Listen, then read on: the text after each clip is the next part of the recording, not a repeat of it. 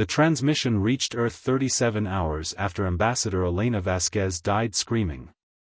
The Thorian Imperium had executed her publicly on the council floor, claiming humanity had violated Protocol 7 Alpha by establishing colonies in disputed space. The other council members watched in silence as ancient Thorian tradition demanded, death by ceremonial flame for territorial transgressions. They expected an apology. Perhaps reparations. Maybe humanity would withdraw from the contested systems, tail between legs, appropriately chastised. They had no idea what they'd just awakened. Secretary General James Park watched the footage once. Only once. When it ended, his hands were trembling, not with fear, but with a cold, calculated rage that humanity had refined over 10,000 years of warfare. "Get me the Joint Chiefs," he said quietly. "And someone find me the legal paperwork that makes us not signatories to the Warfare Convention anymore." "Sir," his aide protested, "we can't just." "They burned her alive," Park interrupted, his voice deadly calm. "They burned a diplomat alive for doing her job. There are rules, and they just prove they don't follow them." He stood, buttoning his jacket with mechanical precision. "Humanity tried civilization. We tried diplomacy. We joined their council in good faith. And they responded by committing a war crime so egregious that even our bloodiest dictators would have balked." The aide swallowed hard. "What are your orders, sir?" "Execute Protocol Omega. Full mobilization. Every ship, every soldier, every weapon we've been holding back because the Council called them too brutal for civilized warfare." Park's smile was a terrible thing. "Show them why humans don't have a warrior caste. We're all the warrior caste when you push us far enough."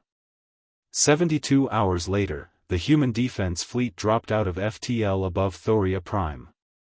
The Thorian home fleet rushed to intercept, 300 capital ships against humanity's mere 50. The Thorians had numerical superiority, technological parity, and centuries of military tradition.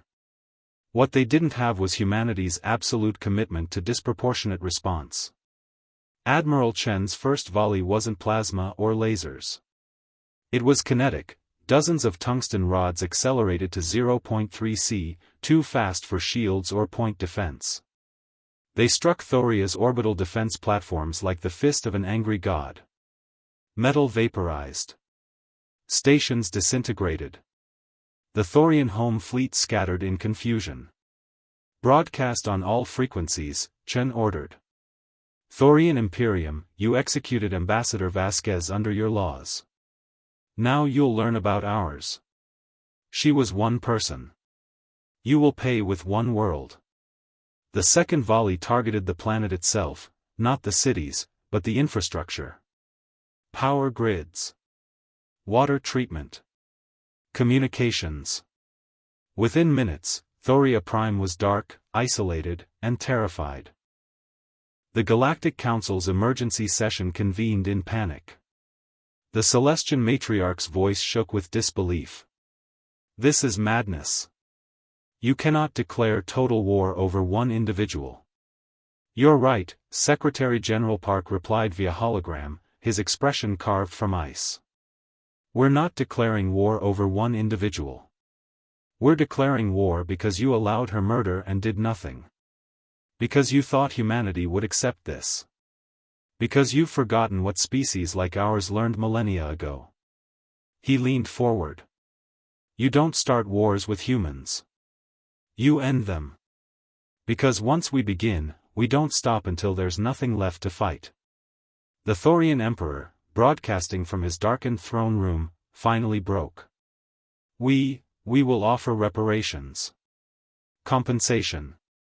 Whatever you demand." "You're right. You will." Park's voice was merciless. "First demand, Thoria withdraws from the Council. Second, you dismantle your military to exactly one defense fleet. Third, you erect a monument to Ambassador Vasquez in your capital, and every Thorian child will learn what happens when you murder human diplomats. And if we refuse?" Admiral Chen's transmission cut in. Then in 72 hours, Thoria Prime becomes Thoria was. Your choice. They accepted. Every term. Unconditionally.